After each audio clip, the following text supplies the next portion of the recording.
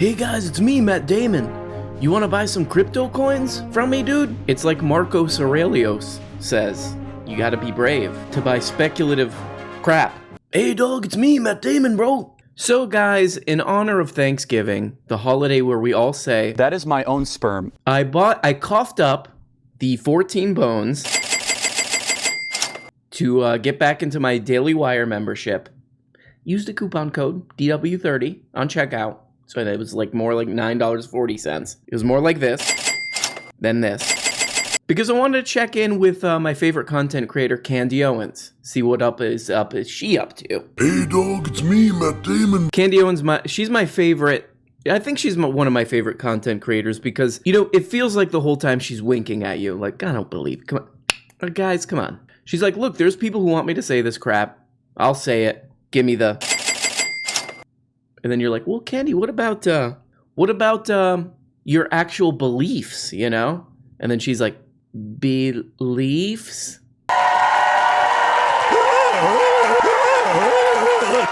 Abolish the police. Hello and welcome. Today I want to share with you guys a story from my childhood. My dad loves this story, by the way. He looked at us and I was probably 5 years old, which means my little sister was about 4 and my big sister was 7. Oh boy. Stories from when people were 5 years old. You know what memory I have from being 5 years old? An image of the ground. Because that's all you can see when you're that age. Because you're an elf. But also, no one remembers. No one remembers from when they're 5 years old. Okay? So if someone tells you a vividly remembered 5-year-old story, they are doing this. And you are well within your right to say to them, I'm calling bluff. I'm calling bluff. And I said, you came into the room? And he said, yeah. And I said, well, I was sleeping on the bottom bunk. You saw me? And he said, yes. And at that moment, I turned to my sisters very matter-of-factly, and I said, he's lying. He said, no, I'm not. I said, yes, you are. I switched beds last night. I slept with Ashley, so there's no way that you saw me.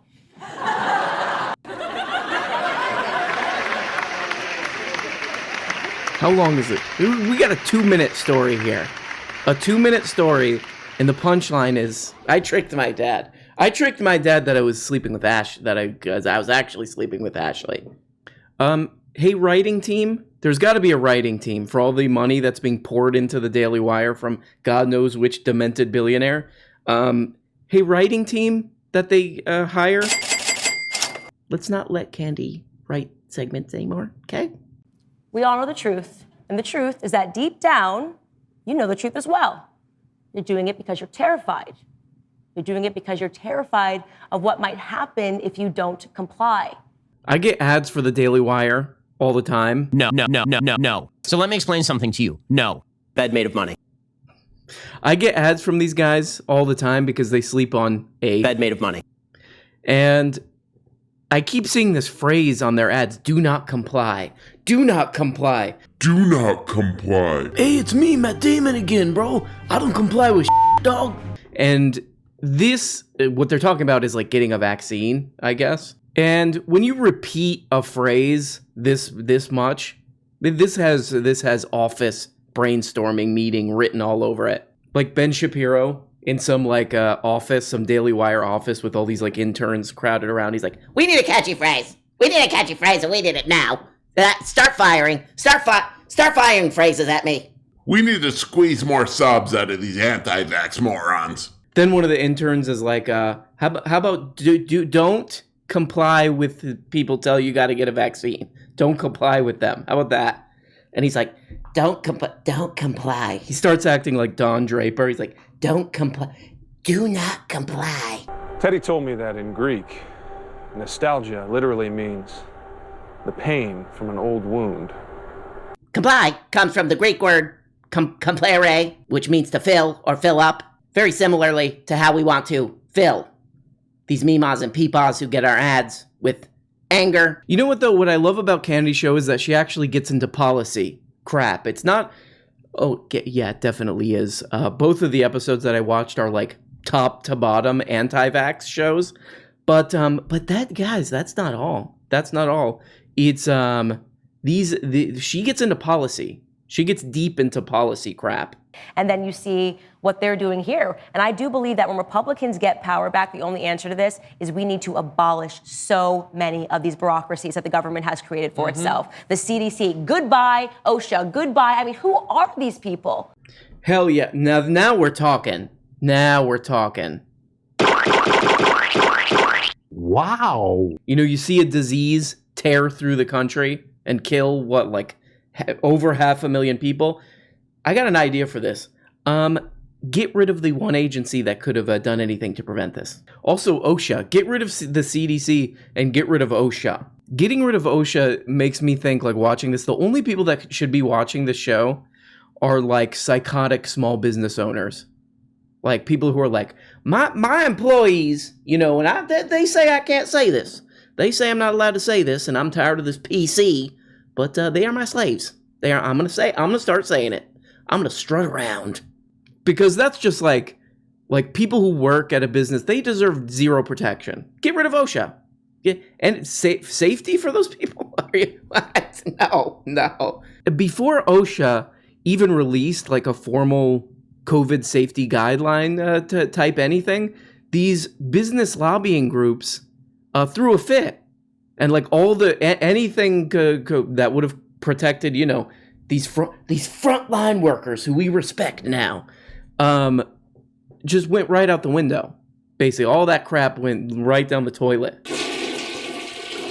So there already is no protection for like normal people who actually do real work. That is barf-inducing. Hey, I just basically sell my soul for as much money as I could possibly get to eat at Salt Bay's restaurant every other night. You disgust me, Candace, you piece of turd, you. Hey, back again, bro. I'm on the phone this time, dude. It's like years ago, I worked in an office with a guy who like started getting PragerU ads, and he was like, ooh, news. This is news. And now this informs basically my view of the world. I kind of watched that happen, and I would kind of like get into little debates with him about stuff. But after a while, I was just like, oh, whatever. He's watching too much of this crap. But the idea that a guy like that who's just working a normal job, you know, just a common wage slave, being like, safety for, I agree with Candy, safety for me is bad because it makes the company slightly less more money. But yeah, you know what, it worked out well too, like Candy's idea. She's like, get rid of the CDC, get rid of OSHA, get rid of OSHA, get rid of anything that's even remotely even a gesture toward working people being safer. Here's kind of some instances, some high-profile instances of that not working out, and people doing this a lot. Hundreds of Tesla workers tested positive for virus after Elon Musk reopened a plant, data shows. Here's another company you might be familiar with. They're called Amazon. They sell Chinese tchotchkes. Amazon settles with California over claims it concealed COVID-19 cases from warehouse workers.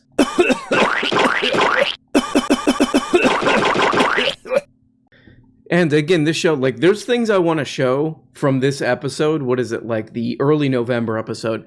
But it is so, it is such like, I think it literally would get her kicked off of YouTube. This is behind a paywall. She kind of goes off. She kind of lets loose, you know, like behind the paywalls where a kid can be a kid, I like to say. Again, both of the episodes that I watch are top to bottom anti-vax crap. You failed again, you murdering trash. You know, and she's doing all this, we will not comply. And she even says in one of the things, she's like, I'm not getting it. I didn't get it and I'm not getting it. But there's some possible, somewhat compelling evidence that I would say she definitely got it. But there's that story that came out where she showed up at some UFC thing, and then it turned out people did some little sleuthing, and they found out that it's like mandatory. You have to like show proof of vaccine to get in to Madison Square Garden for that event. So it's not 100%, but it's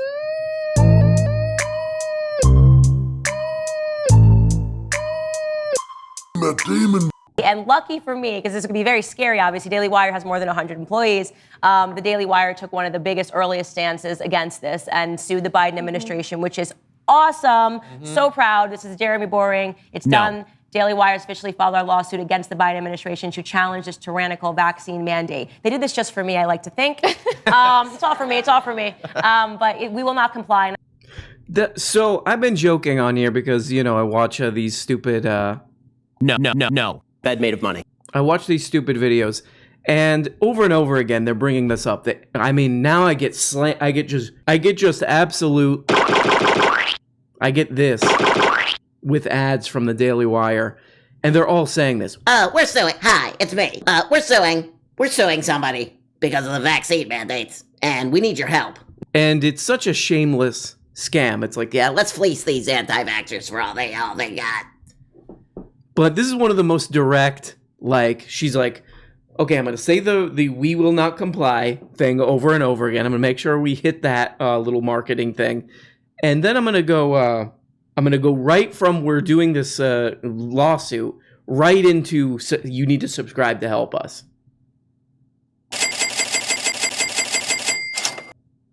It's all for me. But we will not comply. And I think that this speaks to the fact that even small businesses, beyond the states and the attorney general stepping up to the plate, small businesses have to say enough is enough. Daily Wire, if you guys want to join onto our team, watch all of our amazing shows, head to dailywire.com/subscribe, and you can use code RESIST and you get a little bit of a discount. I don't know how much discount is. I hope that this is real and Ben Shapiro actually has to do lawyer stuff in court.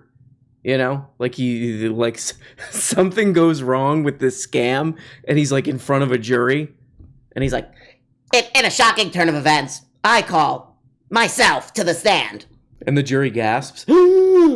Okay, so guys, you probably don't remember this because, in the internet time, this was from the dark ages, but there was this thing called the Astro World concert, and I have a recording of it, actually. But it was a tragedy. I mean, this situation is a really sad tragedy. A bunch of people died at this, just poorly run money grab of a concert. People died.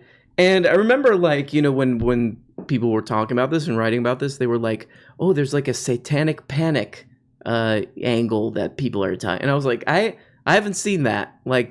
Are people really doing that? Or is this just some crap that somebody saw something somewhere and it's getting blown out of proportion? No. People were saying that. They were taking this tragedy and using it as a little, to make up their own little fan fiction out of it. Here we go. Been really alarming to me and disturbing. I like that you used that word, Rogan, is the very eerie parallels of Satanism and worshiping the devil and what you're seeing in this particular concert at Astro World. There's been a painting circulating all through social media celebrating Satanism that is eerily similar to the design of the set.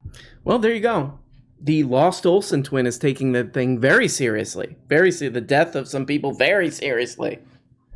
And I have one thing to say to her. You failed again, you murdering trash! This part I'm not going to even make any stupid little comment on. This is just straight up funny. Here we go. Is upset about, and what we are responding to is the big pharma pervert dressed up as Big Bird to coax children away from...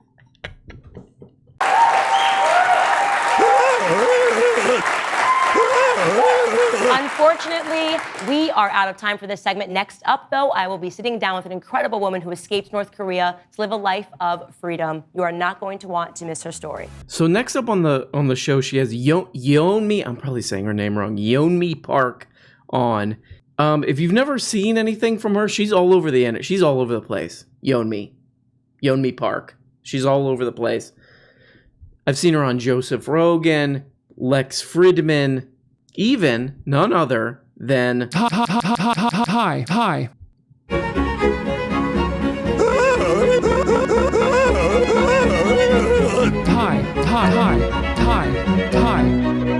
That is my own sperm. That is my own sperm. Hi. I'm privileged to be talking to Yeonmi Park. And I do feel sorry for this woman because I believe her story. I mean, as we'll see in a second, there are some holes in Yeonmi Park's story. We're going to look at that. But in general, I believe her. I think she had a really horrible life in North Korea and so on. But these media mutants, these media cretins, use this woman to basically just barf up right-wing talking points. Thank you for coming in. I want to read to you a little bit of an article that was in the New York Post today, written by a college student from NYU about her experience there. She said speech codes, safe spaces, trigger warnings, and the conflation of speech with violence have all had a discernible chilling effect on campus discourse. NYU ID cards even prominently display a bias report hotline to report any instances of offense. A bias report hotline. It sounds like something you'd hear in a police state, not like in the home of the free, right? Yeah, exactly. As she says in the article, that her experience isn't unique. I think this phenomena is really everywhere, especially in the Ivy League education system in America. That it really reminded me of that. In North Korea, you just don't know who is listening, right? Your neighbor can be spy. So that's her whole thing. And that's why she's on Jordan Peterson. That's why she's on all these Fox News, all this crap, is because her thing is like, yeah, the United States is becoming North Korea because of what? Oh, because of college campuses. And if you watch some of these like Joe Rogan interviews, Jordan Peterson interviews, because any effort toward like a more fair society or anything you're going straight to turns right into North Korea. We've got a fairly long way to go before we get there, but are you really concerned that we could end up where you came from the North Korean hell? So while it is true that if you now have a different opinion in the university, you don't get a job, right? It's hard to get a job to teach at Harvard or Columbia, NYU, if you're conservative. And we're comparing that to North Korean punishment, like to death, execution. Definitely there's a clear difference when it comes to punishment. But I do think America is not that far away. Right, and so that's one of the consequences of this idea of group guilt. And so the system is predicated on the idea, or was predicated originally on the idea, that the landowning class was oppressive, tyrannical, and they were thieves. They were immoral thieves, essentially, as an entire class. And then that class guilt became so pervasive that it wasn't escapable across generations. That's where the idea of group guilt takes societies. And how would you contrast that to what you see in the West?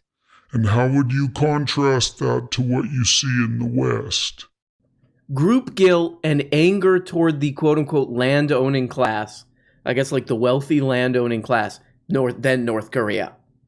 And then he hits her with, and how does that compare to the West and the Yomi? You Yomi?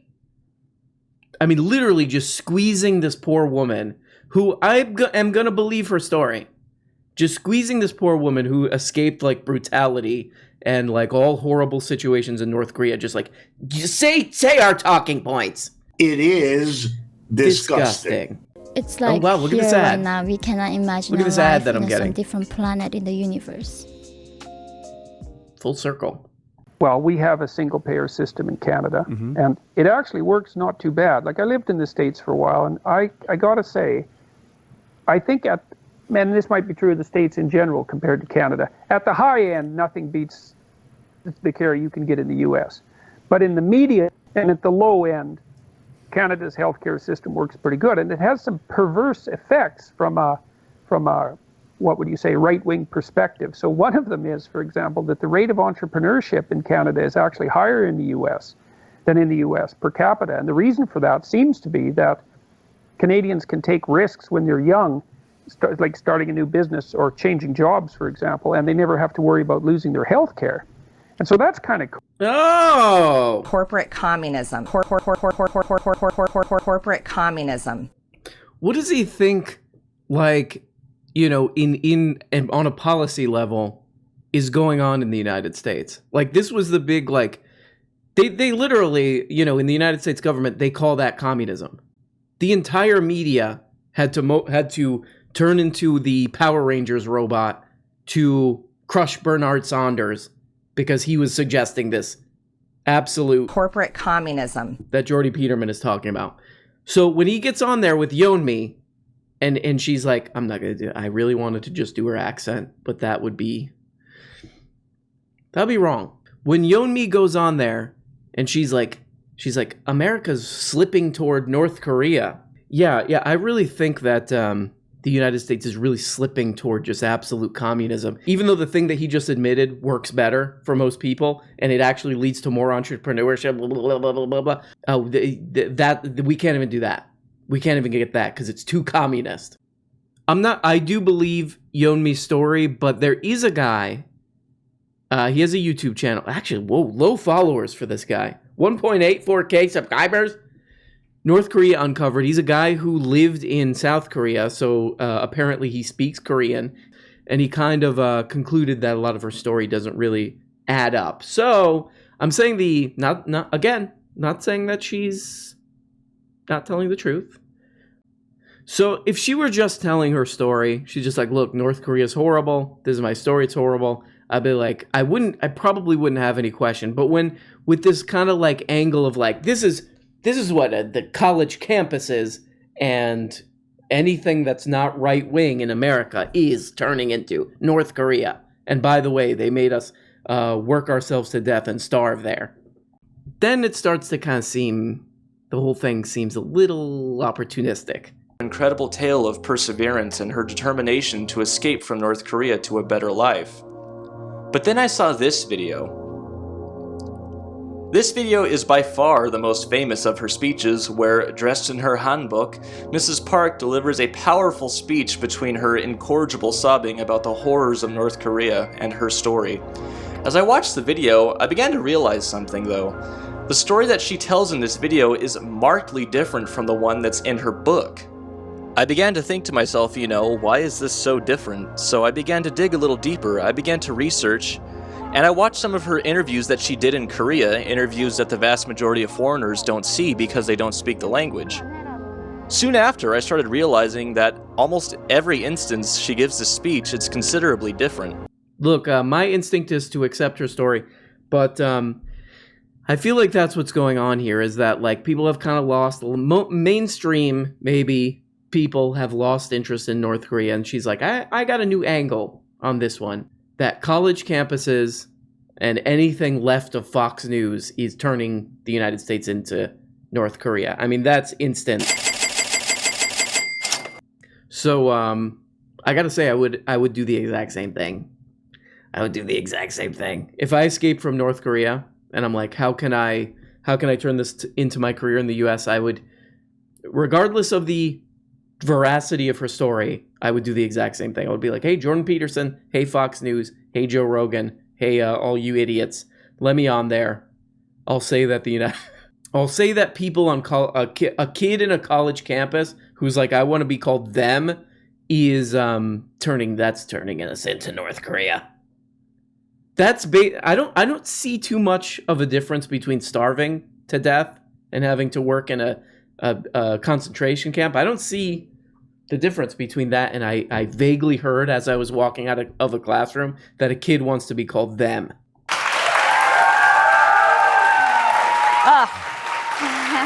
I already know that we're not going to have enough time because your story is just absolutely incredible. So I'm going to try to get in as much as we can here. I've kind of been beating the drum about how so much of the American youth is really ignorant about what goes on everywhere else in the world. And we constantly hear them talking about a need for social justice for obscure causes like bathroom signs. And then I say, if they ever went anywhere else, to another country, if they ever went to another, if they ever went to another continent like Africa and saw the way other people lived, they would have a different perspective.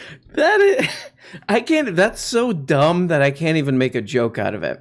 I mean, both of the things, but especially, like, these young people are morons. Young people in the United States are morons because if they went anywhere else in the world, they would be like, yuck, this sucks. Imagine these kids, these sheltered little brat. That's what it is too. Like, these memas and peepaws want to hear, just give it to those young people. They're on their skateboards laughing at me.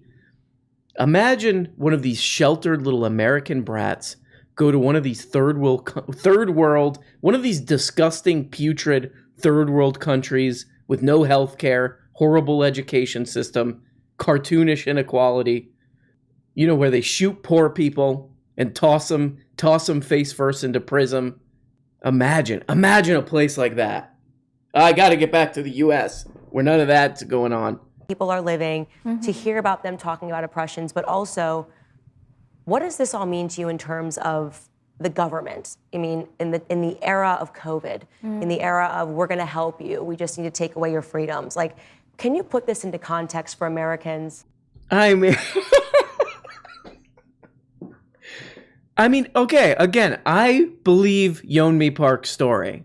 Like that she lived under these brutal conditions, starving to death. She has stories where it's like, when I escaped North Korea, like I had like a full meal. Like I felt like what it was like to feel full for the first time. Like starving to death, basically, and being worked to death and all this stuff. Candy Cane here is comparing this to people who are like just furious that they have to like wear a mask or get a vaccine to go into Arby's or whatever. And they do. I think they do. Like her audience is like, I identify with her because I wanted to go in the Cabela's the other day because I wanted to go into the frozen yogurt place the other day and I can't even tell. This is the kind of stuff that makes me doubt her story because like if anybody said that to me, I escaped North Korea, or I escaped these conditions that she describes of being starved to death and being under this tyrannical situation where I'm basically tortured all the time. And somebody was like, your situation is very, very much not unlike when I had to wait in a 15-minute line at the Walgreens the other day. If I was Yeonmi, I'd be like, you are disgusting. And I am walking off this interview. I wouldn't even take the mic pack off. Like the lavalier mic. I'll be like, no, I'm not even, I'm keeping this because of this crap. She opens it up to audience questions. And I gotta say, even a broken clock is wrong. What is it? They weren't actually okay, but they felt like they were okay, meaning that the media for 4 years it was invested in making you think that Obama was the coolest, hippest, most culturally relevant, most amazing president ever. And it wasn't a hard sell because if there's one thing that I will always acknowledge about Barack Obama is that he's one of the greatest orators of our lifetime. He has a way of communicating a message, even if he's lying right through his teeth, you want to believe him. Even his win was something that all Americans felt, even if they didn't vote for him, they said, oh, okay, well, at least this means that we will be able to get over the racism narrative. We finally... I gotta say, I mean, me and Candy could probably agree on Obama. Like, I'm sure she does never explain why Obama was a bad president, but I'm sure it would, if we just let her talk a little bit more, she would be like, because he's a far, far, far left. And now we have time for an audience question. In light of the red wave we've experienced last week, do you think that this momentum can be used for a larger cultural movement towards conservatism? That is a great question, and I think absolutely. Actually, I would expand that. You know what? From that last clip that you just watched, I think we have to all admit, and I cannot deny, there's really only one way to describe that interaction that we just looked at this show, and I would call it undeniably electric and charismatic. I mean, if there's one thing we could say about this show is that there is a raw and sort of like just inspiring charisma to this thing. Not at all cardboard, not at all coughed up and barfed up for meemaws and peepaws and for this. No, there's clearly passion. This is a passion project. And if anybody says otherwise, toilets flushing. That's what you get. And I also have to say to you, you failed again, you murdering trash.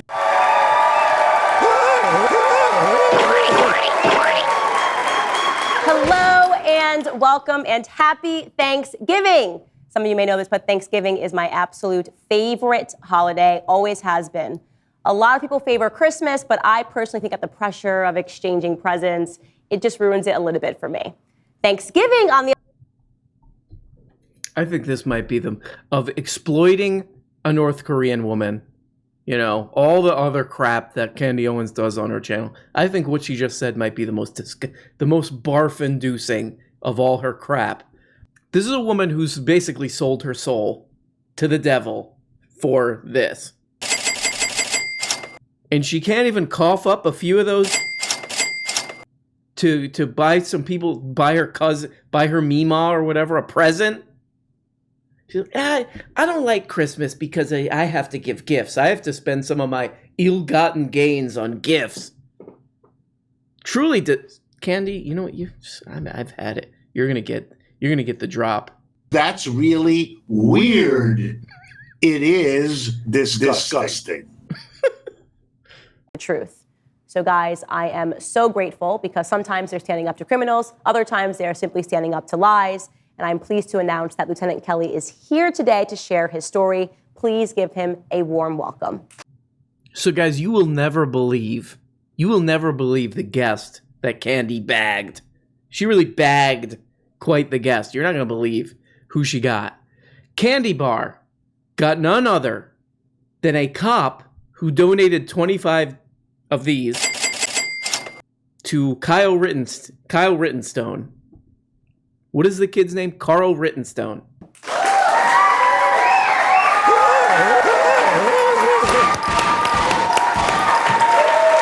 an honor to meet you. $100,000 for him. Unfortunately, that did not happen because you guys at home are amazing. And instead, we raised north of $240,000. Didn't know that until this morning. And I get to hold a giant check. Look at me in my giant check.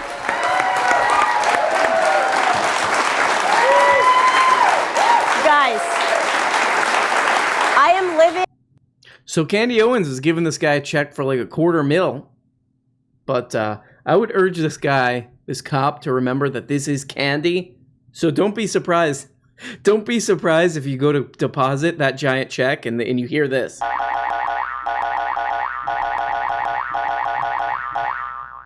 And then he goes, "What?" I'm Garrison Keeler. Welcome back to my show.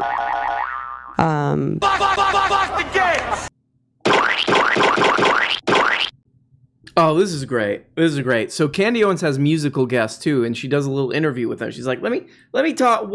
What's up with this musical guest? And what's this woman's name? Ray Lynn. And country superstar Ray Lynn. I guess it's just like Reba. Ray Lynn. Okay, so she fires some questions at Ray Lynn, and here's what Ray Lynn has to say. And I found out that she got pregnant with me before they got married. And so that was a big shocker for me. And so I had to know more about her story. And I found out that it was kind of hard for me to process this, but she made the appointment to abort me. Oh, word, they almost aborted that ass? So this song's called I'm Not Intentionally Falling Down the Stairs Tonight. I couldn't find the $300. Every pop country song now is still like, my daughter used to be a baby, but now she's an adult human. That's every country song now.